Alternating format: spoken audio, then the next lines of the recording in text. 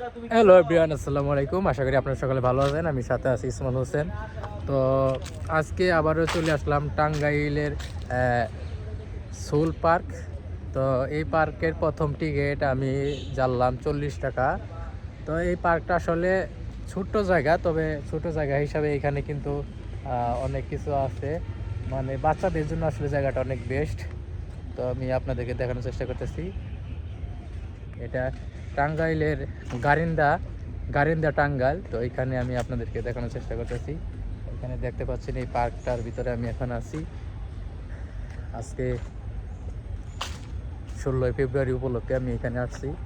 আমরা আপনাদেরকে দেখানোর চেষ্টা করব টাঙ্গাইলের সোল পার্ক।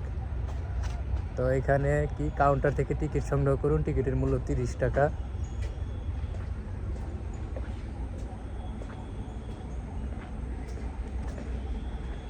এখানে স্পিড বোট আছে, তো পানির সংখ্যা কম, তবে এখানে স্পিড বোট আছে। তো এখানে আমি আপনাদেরকে দেখানোর চেষ্টা করব।